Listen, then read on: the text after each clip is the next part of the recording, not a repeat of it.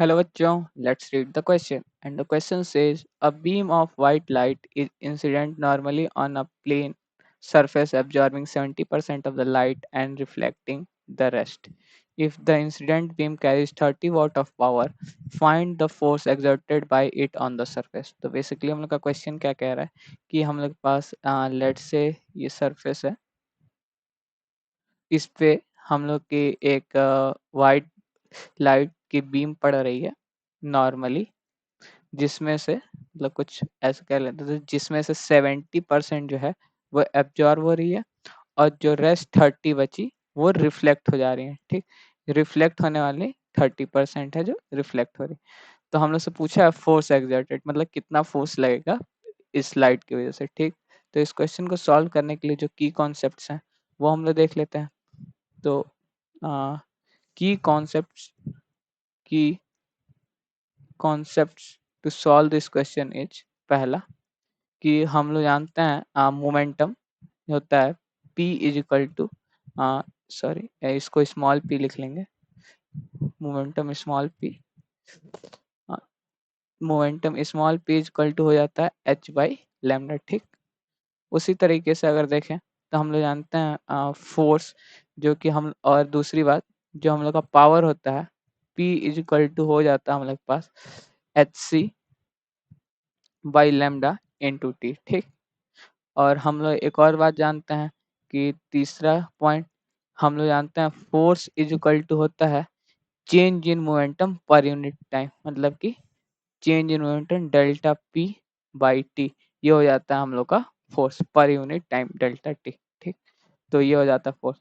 और अगर जो हम लोग का अगर सरफेस पार्स मतलब पार्सली रिफ्लेक्टिंग और पार्सली ऑब्जर्विंग है, तो उसके केस में हम लोग जानते हैं जो चेंज इन मोमेंटम होता है वो delta P is equal to होता है आ, आ, मतलब कि परसेंटेज ऑफ एब्जॉर्प्शन एब्जॉर्प्शन का पी, मतलब कि P momentum plus 2 into percentage of reflecting light का जो मोमेंटम है, ये हो जाएगा जो रिफ्लेक्टिंग लाइट का मोमेंटम है। इसको हम लोग P1 कर लेते हैं, इसको हम लोग P2 कर लेते हैं। ठीक, तो इन्हीं 4 पॉइंट्स पे ये क्वेश्चन सॉल्व हो जाएगा। तो चलिए हम लोग पहले मोमेंट सॉल्व कर लेते हैं इस क्वेश्चन को। ठीक, तो हम लोग देखें तो यहाँ से हम लोग देख सकते हैं कि ये हम लोग चेंज इन मोमेंटम क्या हो जाएगा, चेंज इन मोमेंटम हो जाएगा 70%, तो 70/100, सॉरी 700, 70/100, और मान लेते हैं कि ये जो रिफ्लेक्ट हो रहा है, जो एब्जॉर्ब हो रहा है उसका मोमेंटम P1 है, प्लस जो हम लोग के पास रिफ्लेक्ट हो रहा है उसका उस वो हो जाएगा 2 इंटू 30%, 30/100 इंटू P2। ठीक, तो अब अगर देखें तो यहाँ पे देखें तो अगर हमने दोनों का मोमेंटम सेम ही होगा, जो एक ही पार्टिकल आ रहा है, तो दोनों की जगह हम लोग P1 लिख सकते हैं, मतलब कि P लिख देंगे।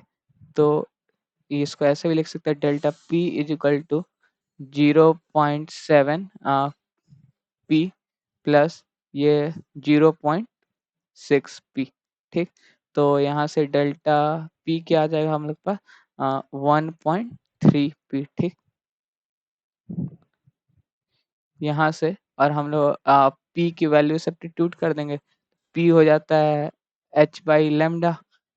तो हम लोग क्या लिख सकते हैं यहाँ से P को, यहाँ से तो फिर हम लोग के पास डेल्टा P क्या हो जाएगा, डेल्टा P हो जाएगा 1.3 h बाई लेमडा। ठीक, तो उसी तरीके से हम लोग के पास फोर्स फोर्स अगर निकालें तो इसकी एक और काम हम लोग कर सकते हैं, h बाई लेमडा, हम लोग h बाई लेमडा को अगर हम लोग रिप्लेस कर दें इक्वेशन, एंड हम लोग के पास है, इसको लिख लेते हैं, and we have power P is equal to H C by lambda.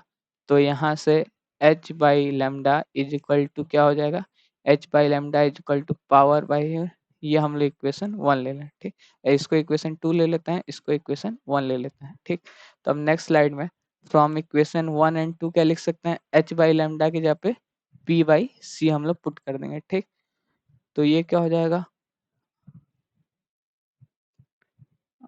एक ठीक, जो पावर होता है वो पर यहाँ पे टाइम हम लोग भूल गए, ये टी, ये हो जाएगा टी, ठीक।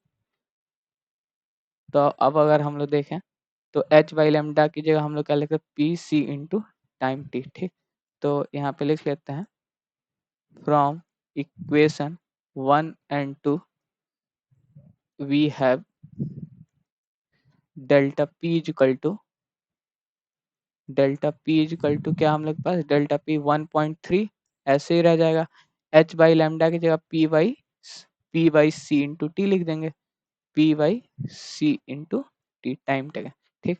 तो अब हम लोग को फोर्स निकालना था, तो हम लोग फोर्स जानते हैं एफ इज इक्वल टू क्या होता है, एफ इज इक्वल टू होता है डेल्टा पी बाई टी, मतलब change in momentum by time, मतलब कि टाइम टी, ठीक। तो हम लोग देखें तो फोर्स इज इक्वल टू क्या हो जाएगा, डेल्टा पी हम लोग के पास कितना आया है, डेल्टा पी आया है, आ, अगर देखें हम लोग अगर देखें तो डेल्टा पी हम लोग का कितना आया है, डेल्टा पी आया है हम लोग के पास 1.3 पी इंटू सी इंटू टी अपॉन, तो देखें तो एक मिनट, हाँ यहाँ हम लोग इक्वेशन 2 में एक जगह गलती कर दिए हैं कि ये एच बाई लेमडा होगा पी इंटू टी बाई सी, तो इसको सही कर लेंगे। तो हम लोग के पास जो पावर आ जाएगा वो एच बाई लेमडा आ जाएगा, वो P into T by C आ जाएगा। तो यहाँ से क्या हम लिख सकते हैं, delta P is equal to P into T by C, इसको भी सही, ये हो जाएगा हम लोग के पास P into T by C, ठीक। ये हो गया। तब हम लोग फोर्स क्या लिख लेंगे, डेल्टा पी बाई टी, तो यहाँ पे हो जाएगा, ये हो जाएगा पी इंटू टी, और ये अपॉन टी था, ये टी से टी कैंसिल हो जाएगा, तो एफ इज इक्वल टू आ जाएगा 1.3 इंटू पावर, पावर हम लोग के पास गिवन है 30 वाट है, 30 वाट है, ठीक।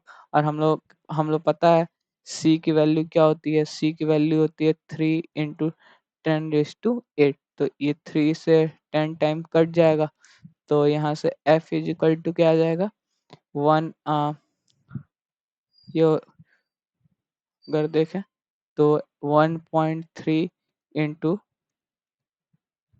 1.3 × 10⁻, अगर देखें तो ये -8 हो जाएगा, और एक प्लस तो -7 न्यूटन, ठीक। ये हम लोग का फोर्स हो गया, ठीक। और हम लोग से यही पूछा था, so the final answer is F is equal to 1.3 × 10⁻⁷ Newton। Hope you understand it well. All the best. Thank you.